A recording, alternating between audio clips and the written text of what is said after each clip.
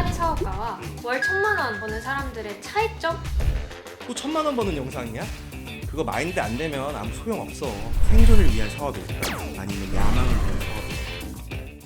2022년도 포브스 코리아 2030 파워 리더에 선정된 저는 각 산업의 몇천억 조단위 혁신가들을 인터뷰를 하고 있습니다. 현재 뷰티 마케팅 국내 1위 부스 컴퍼니를 운영 중입니다. 안녕하세요. 박진호의 인생 치트키입니다. 대표님, 돈을 많이 버는 조단위 사업가와 월 1,000만 원 버는 사람들의 차이점이 뭘까 좀 궁금해졌어요. 사실 사람의 외형을 보고 평가하는 것들은 아니고 마인드가 확실하게 다른 건 있어요.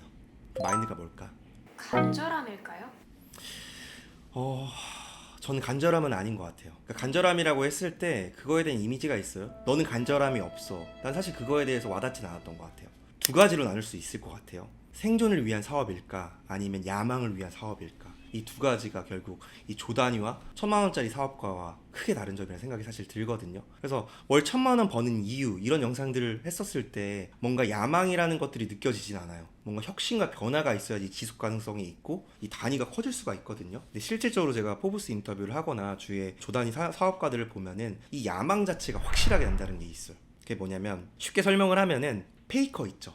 페이커가 게임에 졌어. 그래서 막 울어. 아니면 손흥민이 축구 경기를 하다가 엄청 분해겨워서 막 우는 경우가 있어. 근데 그들은 이 팬들에 대한 미안함도 있지만 결국은 본인한테 용서가 안 되는 거거든요. 일단 그게 사업가의 마인드라 생각했어요. 그래서 그분들이 그 사업을 하면은 이분들은 무조건 성공하겠다. 왜냐면 결국은 남을 생각하는 것보다는 결국 자기 자신에 대한 메타인지가 굉장히 높고 엄청난 시간과 훈련을 했는데 자기가 생각한 그 위치보다 결과가 만족지 못하는 거죠. 그럼 엄청난 억울함이 있을 수밖에 없죠. 그래서 이 야망을 통해 가지고 결국 큰 사업을 이룰 수밖에 없는 그런 것들이 되게 중요하다 생각이 사실 들고, 그러려면 메타인지를 먼저 해야 되겠죠. 자기에 대해서 먼저 되게 잘 알아야 돼요. 자기에 대한 생각도 많이 갖고 그래야지 책도 많이 읽는 거고, 그러고 나서 이런 객관에 대한 평가나 영상을 찍고 이런 부분들도 아마 객관적인 나한테 평가를 해주는 것 같아요. 좀 이 사업에서 이런 부분들이 굉장히 중요한 것 같고, 그 결국에는 내가 어떤 걸 원하고 어떤 욕망이 있는지 그거를 나한테 내가 용서가 되는지 이게 되게 중요한 것 같거든요. 그래서 결국은 이 욕망에 집중하는 사업가와 생존, 먹고 사는 거에 급급한 사업가들과는 레벨이 다르다, 이렇게 얘기를 좀 할 수가 있을 것 같아요.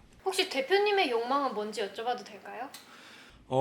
저의 욕망은, 저도 솔직히 사업을 시작한 건 생존 때문에 시작했던 것 같아요. 생존 때문에 시작을 했고, 그때 저의 소원 자체는 내가 원하는 새끼를 먹는 거. 그러니까 새끼 먹을 수 있죠. 근데 원하는 건 되게 힘든 것 같아요. 근데 그게 채워지다 보니까 되게 많이 나태해졌던 부분들이 사실 있었고, 작년에 제가 포브스 인터뷰나 글쓰기를 통해서 제가 저 자신을 바라봤을 때 엄청나게 초라하더라고요. 그때 이제 객관화가 됐고 많이 저를 되돌려보는 그런 기회들이 사실 생겨서, 저는 앞으로는 이 뷰티 업계나 제가 사업하는 거에 저의 재능을 사회적으로 쓰고 싶어요. 그래서 이제 유튜브를 찍는 것도 어떻게 보면 저희 욕망 중에 하나가 될 수 있는 거죠. 그래서 많은 사람들이 영향을 느끼고 저한테 다시 돌아올 거라고 저는 믿고 있고, 그 또한 저의 뭐 또 다른 성공이라고 저는 생각을 하고 있어서 아마 이 부분에 저도 도전을 하는 게 아닐까, 이렇게 생각이 들었어요. 대표님 실제로 작년에 굉장히 힘드셨잖아요. 많은 활동을 하면서. 근데 그게 오히려 성장의 발판이 됐던 것 같네요. 많은 활동들을 하면서 힘들진 않았어요. 그러니까 힘들어서 많은 활동들을 한 거예요. 그래서 제가 지금 저만의 부캐가 굉장히 많은데, 이런 것들도 또 하나의 나하고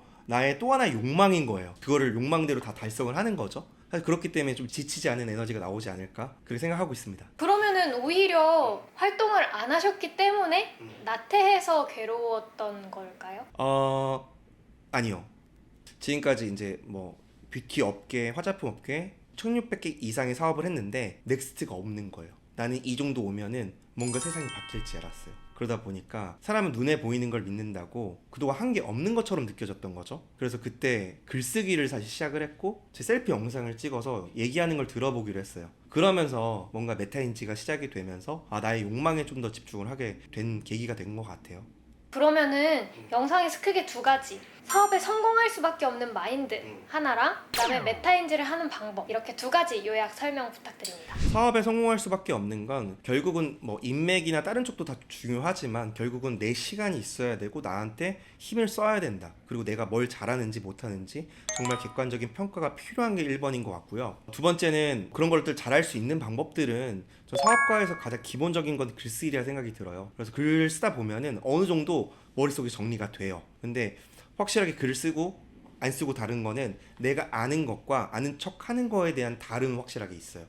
그런 것들이 메타인지의 가장 기본적인 게 되지 않을까 이렇게 생각이 들고, 그래서 제가 꾸준하게 지금 글을 쓰고 영상을 찍는 것도 아마 그런 부분 중에 하나로 생각이 듭니다.